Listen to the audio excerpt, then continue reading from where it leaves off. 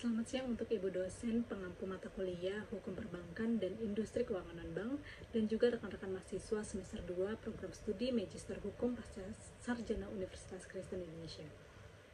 Perkenalkan, nama saya Putri Tata Simanjuntak dengan NIM 230219002. Hari ini saya ingin membuat vlog tentang perusahaan efek, yang dimana vlog ini adalah tugas pengganti UTS mata kuliah Hukum Perbankan dan Industri Keuangan Non-Bank.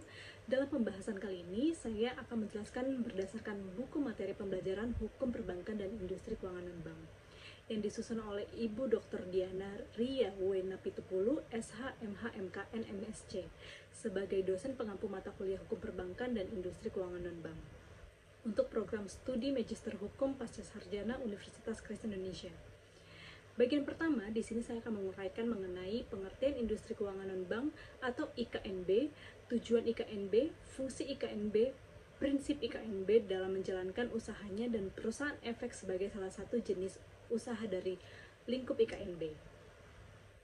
Aturan hukum positif yang mengatur mengenai perusahaan efek sebagai salah satu jenis usaha dari lingkup IKNB.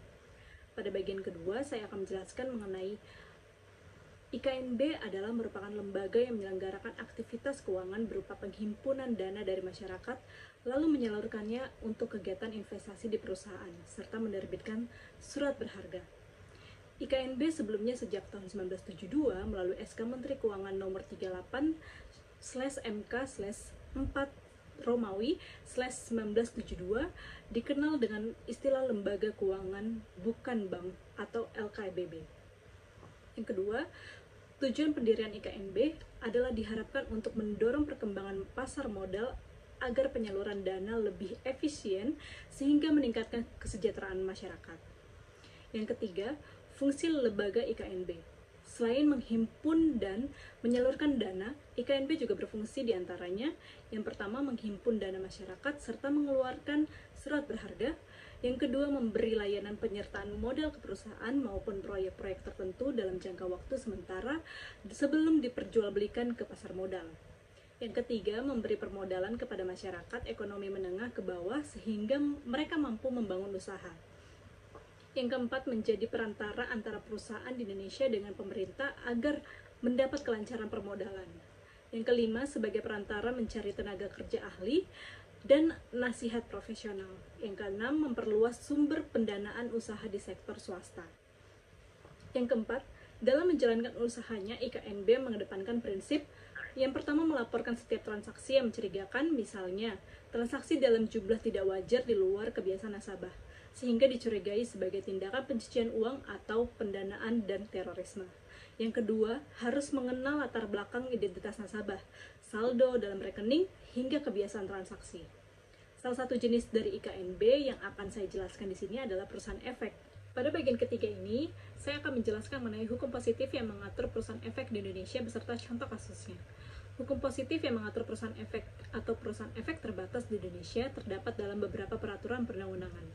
Perusahaan efek adalah bentuk perusahaan yang memiliki modal dasar yang terdiri dari saham dan atau hak saham yang dapat ditukar dengan saham perusahaan. Berikut ada beberapa peraturan yang mengatur perusahaan efek di Indonesia. Undang-Undang Nomor 17 Tahun 2016 tentang Perusahaan Efek Terbatas. Undang-undang ini merupakan peraturan utama yang mengatur perusahaan efek terbatas di Indonesia. Undang-undang ini mencakup berbagai aspek seperti pendirian, struktur, operasional, dan penghapusan perusahaan efek terbatas. Pasal 1 Angka 13 Undang-Undang Nomor 8 Tahun 1995 menjelaskan bahwa pasar modal merupakan kegiatan yang bersangkutan dengan penawaran umum dan perdagangan efek yang diterbitkannya, serta lembaga dan profesi yang berkaitan dengan efek. Salah satu pelaku pasar modal yang bersinggungan langsung dengan investor ialah perusahaan efek. Perusahaan efek lebih dikenal dengan perusahaan sekuritas atau securities company. Perusahaan efek merupakan perseroan yang telah memperoleh izin dari Bapepam yang sekarang digantikan oleh OJK. Dilihat dari sudut kepemilikannya, perusahaan efek dapat dibedakan atas berbagai. Yang pertama, perusahaan efek nasional, yaitu perusahaan efek yang seluruh sahamnya dimiliki oleh orang perseorangan WNI dan atau Badan Hukum Indonesia. Yang kedua, perusahaan efek patungan, yaitu perusahaan efek yang sahamnya dimiliki oleh orang perorangan WNI, Badan Hukum Indonesia, dan Badan Hukum Asing yang bergerak dalam bidang keuangan. sehubungan dengan aktivitas perusahaan efek, maka harus mendapat izin OJK sebagaimana diatur dalam Peraturan OJK Nomor 20 POJK.04 Tahun 2016 tentang perizinan perusahaan efek yang melakukan kegiatan usaha sebagai penjamin efek dan perantara perdagangan efek. Dalam melangsungkan kegiatannya, perusahaan efek dapat diwakili oleh orang perorangan sebagaimana dalam OJK tersebut. Pengaturan perusahaan efek juga ialah dalam POJK nomor 50/POJK.04 tahun 2020 tentang pengendalian internal perusahaan efek yang melakukan kegiatan usaha sebagai perantara pedagang efek. Perusahaan efek merupakan pihak yang melakukan kegiatan usaha sebagai penjamin emisi efek, perantara pedagang efek, dan atau manajer investasi. Perusahaan efek berperan signifikan perihal yang pertama mendukung eksistensi pasar modal dalam hal memperlancar perputaran dana dan atau informasi. Yang kedua, mendukung sistem dan aktivitas bursa sebagai bagian dari pasar modal dan unit usaha. Yang ketiga, meningkatkan kegiatan investasi pasar modal untuk menunjang perekonomian nasional. Perusahaan efek juga memiliki fungsi untuk yang pertama sebagai perantara mengalirnya arus dana dan informasi antara pemodal dengan pemodal dan pemodal dengan emiten. Yang kedua, sebagai ujung tombak bursa atau pasar modal dalam meningkatkan pergerakannya volume investasi. Perusahaan efek dapat menjalankan kegiatan usahanya sebagai penjamin emisi efek, perantara pedagang efek dan atau manajer investasi, maupun kegiatan lainnya sesuai dengan ketentuan yang ditetapkan oleh OJK. Perusahaan efek yang telah memperoleh izin usaha sebagai penjamin emisi efek dapat bertindak sekaligus sebagai perantara pedagang efek. Perusahaan efek menurut POJK nomor 57 POJK.04 tahun 2017 tentang penetapan tata kelola perusahaan efek yang melakukan kegiatan usaha sebagai penjamin emisi efek dan perantara pedagang efek yang wajib melakukan pengendalian internal terhadap perusahaannya. Untuk hal tersebut, maka perusahaan efek wajib membentuk fungsi yang pertama manajemen resiko dan yang kedua kepatuhan dan audit internal. Berkaitan dengan pelaksanaan kegiatan suatu perusahaan efek itu sendiri, maka harus mendapat izin dari Otoritas Jasa Keuangan yang diatur dalam Peraturan Otoritas Jasa Keuangan Nomor 20/POJK.04 Tahun 2016 tentang perizinan perusahaan efek yang melakukan kegiatan usaha sebagai penjamin emisi efek dan perantara perdagangan efek. Perusahaan efek yang di dalam kegiatannya dapat bertindak sebagai penjamin emisi efek, perantara pedagang efek, dan manajer investasi yang memiliki peran dan tanggung jawab dalam memberikan kepastian hukum bagi investor. Dalam pasal 31 Undang-Undang Nomor 8 Tahun 1995 tentang pasar modal menerangkan bahwa perusahaan efek bertanggung jawab terhadap segala kegiatan yang berkaitan dengan efek yang dilakukan oleh direktur, pegawai, dan pihak lain yang bekerja untuk perusahaan tersebut. Wakil perantara pedagang efek lebih dikenal dengan sebutan broker atau pialang. Definisi pialang secara terminologi menurut Kamus Besar Bahasa Indonesia atau KBBI adalah perantara di dalam kegiatan jual beli atau juga disebut dengan maklar. Istilah pialang dalam pasar modal Indonesia mengandung dua makna, yaitu yang pertama adalah perantara dalam jual beli efek, artinya bertindak sebagai perantara dalam aktivitas jual beli efek karena investor tidak boleh melakukan kegiatan jual beli secara langsung tanpa melalui perantara atau pialang. Jadi setiap transaksi jual beli harus melalui perantara. Untuk jasa sebagai perantara tersebut, maka perantara mendapatkan komisi dari investor baik untuk kegiatan jual maupun beli. Yang kedua, pedagang efek artinya di samping bertindak sebagai perantara, maka perusahaan efek juga dapat melakukan aktivitas jual beli saham untuk kepentingan perusahaan efek tersebut. Wakil perantara pedagang efek ini merupakan pihak yang berhubungan langsung dengan investor suatu perusahaan efek dalam suatu perdagangan efek. Wakil perantara pedagang efek menjalankan fungsinya untuk membeli dan menjual efek sesuai order atau perintah dari nasabah. Atau hal tersebut dapat disimpulkan bahwa jasa yang dilakukan perantara pedagang efek dapat berbentuk jasa keperantaraan dengan menjelaskan amanat jual maupun amanat beli dari nasabahnya. Dengan memperoleh imbalan tertentu atau fee, besarnya komisi yang diterima oleh pialang saham adalah sebesar 0,3% atau paling besar adalah 1%. Di samping itu, perantara pedagang efek juga dapat bertindak dengan melakukan transaksi efek atas nama sendiri. Oleh karena itu, perantara pedagang efek yang bersangkutan dituntut untuk mempunyai sikap yang jujur dan dapat dipercaya dan dapat melaksanakan tugasnya. Bertransaksi pada prinsipnya dapat dilakukan dengan dua cara, yaitu dengan bantuan pialang saham dan tanpa bantuan pialang saham. Dengan bantuan pialang saham dapat dilakukan oleh pialang dengan cara pialang saham melakukan proses jual beli saham di lantai bursa atau trading floor, ataupun dengan cara remote trading, di mana sistem perdagangan jarak jauh yang memungkinkan order transaksi di kantor perusahaan efek di mana saja langsung dikirim ke sistem perdagangan efek tanpa harus melalui terminal milik perusahaan efek yang ada di lantai bursa. Untuk tanpa bantuan pialang saham, investor dapat melakukan transaksi secara langsung ke bursa. Dengan kata lain, investor dapat melakukan jual beli saham secara langsung dengan menggunakan perangkat keras serta gadget yang dapat dijadikan media bertransaksi. Adapun langkah untuk mencegah terjadinya kejahatan dan pelanggaran oleh perusahaan efek adalah dengan penerapan prinsip-prinsip good corporate governance, terutama prinsip keterbukaan sangat diperlukan untuk meningkatkan nilai perusahaan atau value of firm, dan untuk mencegah terjadinya benturan kepentingan tertentu karena adanya benturan kepentingan ekonomis antara perusahaan dengan kepentingan pihak pengelola perusahaan yang akhirnya mengakibatkan penyalahgunaan wewenang dari pihak pengelola perusahaan atau ultra vires. Prinsip keterbukaan dalam pasar modal memiliki 3 fungsi, yaitu yang pertama untuk memelihara kepercayaan publik terhadap pasar, yang kedua menciptakan mekanisme pasar yang efisien, yang ketiga untuk mencegah penipuan. Pada prinsipnya, perusahaan efek mempunyai cakupan operasi dan ruang lingkup sebagai berikut. A. Jasa kustodian yang berfungsi sebagai penanggung jawab atas penyerahan, penerimaan, dan penyimpanan dana dan efek. B. Pembukuan yang bertanggung jawab buku dan catatan perusahaan yang mencakup rekening nasabah, buku pembantu efek, buku besar, dan buku pembantu atau buku transaksi. C. Pesanan dan perdagangan yang berfungsi sebagai penanggung jawab dalam memproses pesanan baik untuk kepentingan nasabah maupun untuk kepentingan perusahaan efek dan melaksanakan transaksi efek.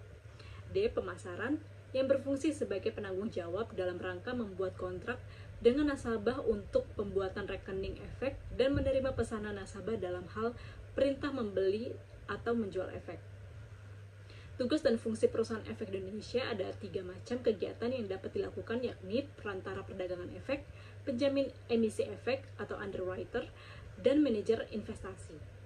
Yang pertama, perantara perdagangan efek pasal 1 angka 18 UU PM menjelaskan bahwa perantara perdagangan efek adalah pihak yang melakukan kegiatan usaha jual beli efek untuk kepentingan diri sendiri atau kepentingan orang lain. Peran perantara pedagang efek di pasar modal sangat penting diperhitungkan, oleh karena itu, lembaga tersebut dituntut untuk selalu jujur dan dapat dipercaya dalam mengemban tugasnya dalam rangka melaksanakan tugasnya. Perusahaan efek dapat diwakili oleh orang perorangan ataupun badan hukum yang telah mendapatkan izin dari Bapepam untuk mewakili kepentingan perusahaan efek dalam melaksanakan perdagangan efek, yang dikenal dengan Wakil Perantara Pedagang Efek atau WPPE.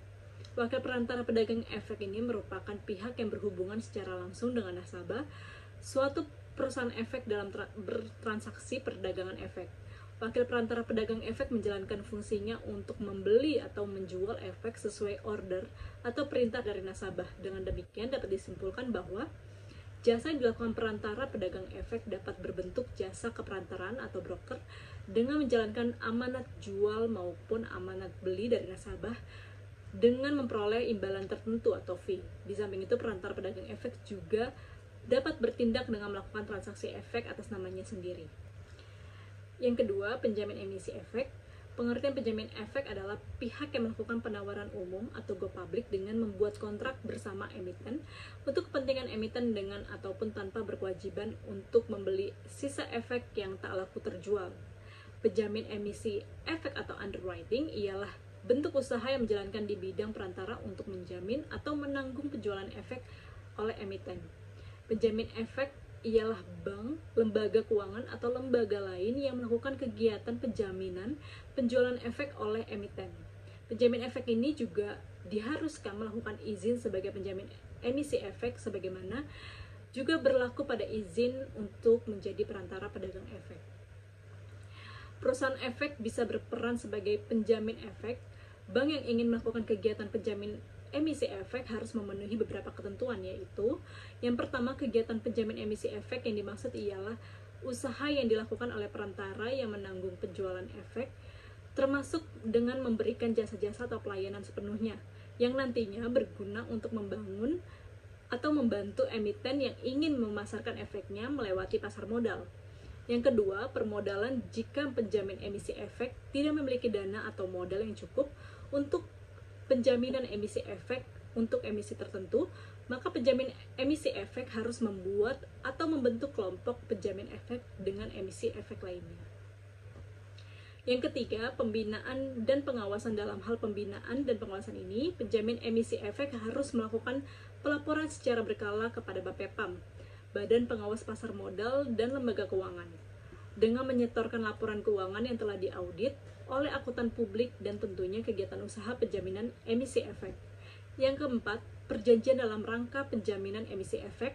Setiap perjanjian yang dilakukan dalam penjaminan emisi ini antara penjamin emisi efek, emiten maupun antar sesama penjamin emisi efek dalam kelompok penjamin emisi efek harus membuat perjanjian secara tertulis.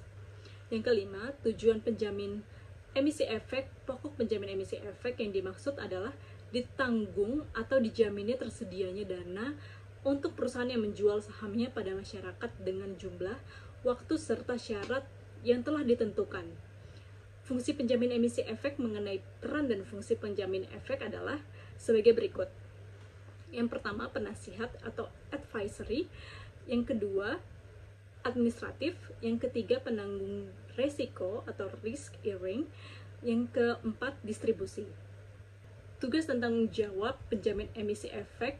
Penjamin emisi efek memiliki tugas dan tanggung jawab yaitu sebagai berikut. Yang pertama, menyelenggarakan dan bertanggung jawab pada aktivitas penawaran umum sesuai dengan jadwal yang telah ditetapkan dalam prospektus yang mencakup penjatahan efek, pemasaran efek, serta pengembalian uang pembayaran efek yang tidak memperoleh penjatahan. Yang kedua, bertanggung jawab pada emiten sesuai kontrak yang disepakati atas pembayaran hasil penawaran umum. Yang ketiga, menyampaikan laporan yang dipersyaratkan kepada BAPEPAM LK. Perjanjian penjamin emisi efek. Dalam hal penunjukan penjamin emisi efek akan diteruskan dengan pembuatan perjanjian penjamin emisi efek. Sebelum adanya pernyataan pendaftaran efektif, maka perjanjian harus dibuat terlebih dahulu serta negosiasinya juga dalam penjamin emisi efek. Dalam pasal 39 Undang-Undang tentang Pasar Modal yang memuat perjanjian penjamin efek harus dipenuhi oleh penjamin efek dan itu wajib.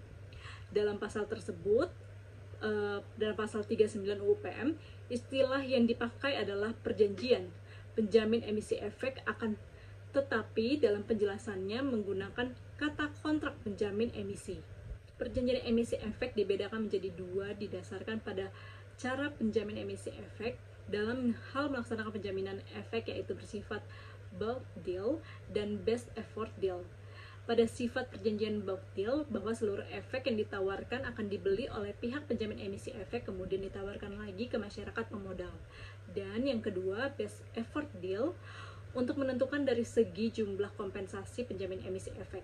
Underwriter memiliki kewajiban atau komitmen yang tertuang pada agreement atau perjanjian. Tanggung jawab underwriter kepada emiten dalam full komitmen. Peran yang dipegang oleh underwriter sangatlah penting. Salah satunya guna menjaga keseimbangan yang dilakukan oleh emiten dan investor, apalagi dalam memperoleh perusahaan yang go public.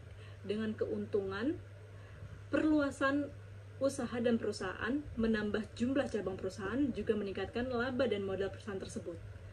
Pelanggaran underwriter pada perjanjian full komitmen beserta akibat hukumnya seperti yang telah dijelaskan di atas, bahwa dalam pasal 39 Undang-Undang Pasar Modal mengatakan bahwa penjamin emisi efek wajib mematuhi perjanjian yang dibuat bersama emiten. Jika penjamin emisi tidak menjalankan hal yang tertuang dalam perjanjian full komitmen, maka dianggap melakukan wan prestasi. Wujud dari wan prestasi sendiri bisa berubah. Penjamin emisi efek tak membeli seluruh sisa efek tidak terjual, membelinya sebagian saja, dan penjamin emisi efek membeli efek dengan terlambat. berkaitan dengan hal tersebut, maka emiten atau pihak lain yang merasa dirugikan bisa melakukan tuntutan secara pribadi atau dengan pihak lain sesuai dengan pasal 111 Undang-Undang Pasar Modal.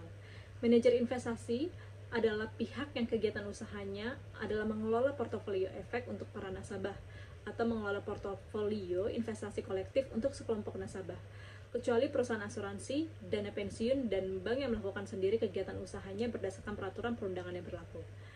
Manajer investasi menjalankan usahanya setelah mendapat izin dari Bapepam, di mana tugasnya adalah mengelola portofolio efek baik secara perorangan atau kolektif. Dana investasi nasabah tersebut kemudian diinvestasikan ke dalam berbagai macam efek.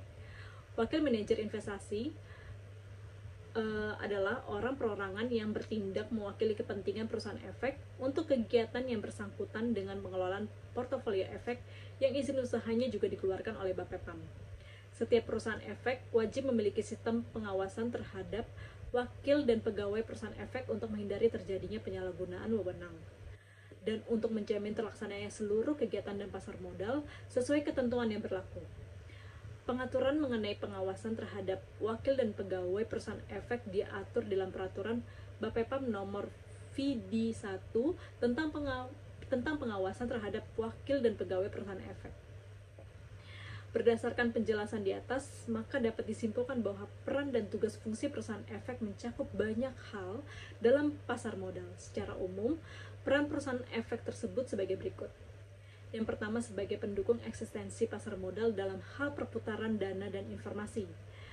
Yang kedua, mendukung sistem dan aktivitas sebagai bagian dari pasar modal dan sebagai unit usaha. Yang ketiga, meningkatkan kegiatan berinvestasi di bidang pasar modal untuk meningkatkan perekonomian nasional. Sedangkan fungsi perusahaan efek sebagai berikut. Yang pertama, sebagai perantara mengalirnya arus dana dan informasi antara investor dengan investor lainnya dan investor dengan emiten. Sebagai ujung tombak pasar modal dalam meningkatkan pergerakan dan volume investasi, adapun tugas perusahaan efek secara umum antara lain sebagai berikut. Yang pertama, memasyarakatkan pasar modal dan meningkatkan minat masyarakat untuk berinvestasi dalam pasar modal sebagai salah satu alternatif berinvestasi. Yang kedua, membantu mobilisasi dana masyarakat luas dengan cara memperjualbelikan efek di antara investor dengan investor lain maupun investor dengan emiten. Pada bagian keempat ini, saya akan memberikan salah satu contoh kasus dari perusahaan efek. Kasus perusahaan efek yang ingin saya sampaikan di sini adalah sanksi administratif berupa pencabutan izin usaha perusahaan efek di PT Brand Securities. Pengumuman nomor 1 Peng-1/PM.1 tahun 2018 tentang sanksi administratif berupa pencabutan izin usaha perusahaan efek PT Brand Securities. Otoritas Jasa Keuangan dengan ini mengumumkan hasil pemeriksaan atas kasus pelanggaran peraturan perundang-undangan di bidang pasar modal oleh PT Brand Securities, bahwa dengan mempertimbangkan pelanggaran pada kasus tersebut dan dalam rangka memberikan efek jera bagi pelaku industri jasa keuangan serta dengan telah dilakukannya penyelesaian atas rekening efek nasabah, OJK berdasarkan putusan Dewan Komisioner OJK nomor Cap-5/D.04 tahun 2018 tanggal 13 Februari 2018 menetapkan sanksi berupa pencabutan izin usaha sebagai perantara pedagang efek dan penjamin emisi efek terhadap PT Brand Securities karena terbukti melakukan pelanggaran sebagai berikut. Yang pertama, pada pasal 45 Undang-Undang Nomor 8 Tahun 1995 tentang pasar modal, karena PT Brand Securities selaku kustodian telah memindahkan saham PT Kawasan Industri Jababeka Tbk atau KIJA dari rekening efek nasabah saudari Sophie Sulaiman tanpa sepengetahuan perintah tertulis nasabah yang bersangkutan atau pihak yang diberi surat kuasa oleh nasabah.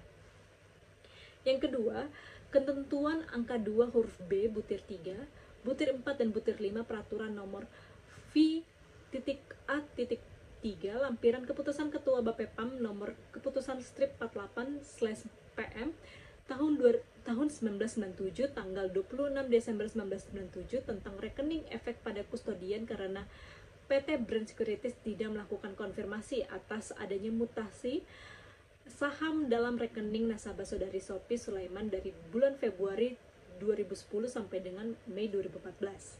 Ketentuan angka 10 huruf C butir 3 peraturan nomor V.D.3 lampiran keputusan Ketua Bapepam dan LK nomor keputusan strip 548/BL tahun 2010 tanggal 28 Desember 2010 tentang pengendalian internal perusahaan efek yang melakukan kegiatan usaha sebagai perantara pedagang efek atau peraturan nomor V.D.3 karena PT Brand Securities tidak menyampaikan atau mengirimkan laporan rekening efek yang memuat posisi portofolio efek nasabah setiap bulannya kepada saudari Sophie Sulaiman sebagai pemegang rekening efek pada PT Brand Securities. Yang keempat, ketentuan angka 9 huruf A peraturan V.D.3 Jungto angka 1 angka 2 peraturan 8.G.17 lampiran keputusan Ketua Bapepam dan LK nomor keputusan strip 689/BL tahun 2011 tanggal 30 Desember 2011 tentang pedoman akuntansi perusahaan efek dan paragraf 4.73 karena PT Brand Securities tidak melakukan pencatatan atas seluruh transaksi yang dilaksanakannya setiap hari sesuai dengan standar akuntansi keuangan yang berlaku terkait dengan yang pertama, tidak terdapatnya informasi mengenai pencatatan pendapatan komisi atas aktivitas penjualan MTN PT Trinisyah Ersa Pratama atau PT TEP pada laporan keuangan PT Brand Securities per 31 Desember 2013 dan yang kedua, tidak disajikannya rekening bank PT Brand Securities pada laporan keuangan PT Brand Securities per 31 Desember 2013 dan pada laporan MKBD periode dilakukannya transfer dana atas pendapatan komisi atas aktivitas penjualan MTN PT TEP. Ketentuan angka 2 huruf A, huruf B, dan huruf H peraturan nomor VD 5 lampiran keputusan Ketua Bapepam dan LK nomor keputusan strip 566/BL tahun 2011 tanggal 31 Oktober 2011 tentang pemeliharaan dan pelaporan modal kerja bersih disesuaikan peraturan VD 5 dan tidak memenuhi kondisi sebagaimana dimaksud dalam ketentuan angka 4 huruf I butir 1 peraturan VD 5 karena PT Brand Securities selaku perusahaan efek yang menjalankan kegiatan usaha sebagai penjamin emisi efek dan perantara pedagang efek telah gagal memenuhi nilai minimum MKBD paling sedikit sebesar 25 miliar rupiah di mana MKBD PT Brand Securities bernilai negatif selama 392 hari kerja terhitung sejak tanggal 7 November 2013 sampai dengan 17 Juni 2015. Dengan demikian, PT Brand Securities telah gagal memenuhi nilai minimum MKBD lebih dari periode 30 hari kerja berturut-turut dan atau lebih dari 60 hari kerja dalam periode 12 bulan terakhir. Dengan dicabutnya izin usaha perusahaan efek tersebut di atas, maka PT Brand Securities dilarang melakukan kegiatan sebagai perantara pedagang efek dan penjamin emisi efek. Bahwa atas kasus pelanggaran peraturan perundang-undangan di bidang pasar modal oleh PT Brand Securities tersebut di atas, Otoritas Jasa Keuangan sebelumnya telah mencabut izin orang perorangan sebagai wakil penjamin emisi efek, yaitu Saudari Yandi S. Gondo Prawiro selaku Direktur Utama PT Brand Securities melalui keputusan Dewan Komisioner OJK nomor Capstrip 12/PM.112 tahun 2015 tentang pencabutan izin orang perorangan sebagai wakil penjamin emisi efek atas nama Yandi S. Gondo Prawiro tanggal 22 Oktober 2015. Selanjutnya dengan mempertimbangkan bahwa PT Brand Securities telah mengalihkan administrasi atas kepemilikan efek atas nama nasabah kepada PT Kustodian Sentral Efek Indonesia atau KSEI melalui perjanjian pengalihan administrasi rekening efek nomor SP-02127/DIR/KSEI tahun 2017 tanggal 29 Desember 2017 dan mengalihkan rekening dana dalam subrekening efek atas nama nasabah kepada PT Bank Mandiri Persero Tbk, PT Bank CMB Niaga Tbk, dan PT Bank Sentral Asia Tbk, maka bagi nasabah PT Brand Securities yang masih memiliki efek dan atau dana dapat melakukan pemindahbukuan efek dan atau dana dengan mengajukan klaim kepada PT Kustodian Sentral Efek Indonesia atau PT KSEI dan atau PT Bank Mandiri Persero Tbk, PT Bank CMB Niaga Tbk, dan PT Bank Sentral Asia Tbk. Hal-hal lebih lanjut terkait teknis pengajuan klaim dalam rangka penyelesaian kewajiban nasabah akan diinformasikan lebih lanjut oleh OJK atau KSEI atau PT Bank Mandiri Persero Tbk, PT Bank CMB Niaga Tbk, dan PT Bank Sentral Asia Tbk. Demikian vlog mengenai perusahaan efek ini yang dapat saya sampaikan, yang dimana vlog ini guna untuk memenuhi nilai mata kuliah Hukum Perbankan dan Industri Keuangan Non-Bank yang diajarkan oleh Ibu Dr. Diana Ria Wenapitupulu, SH, MH, MKN, MSc. Semoga vlog ini bisa menjadi pengetahuan dan informasi yang baik bagi saya dan bagi setiap orang yang melihat vlog ini.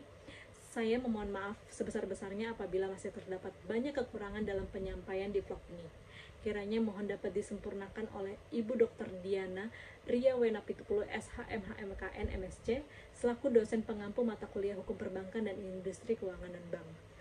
Akhir kata saya ucapkan terima kasih dan God bless you all.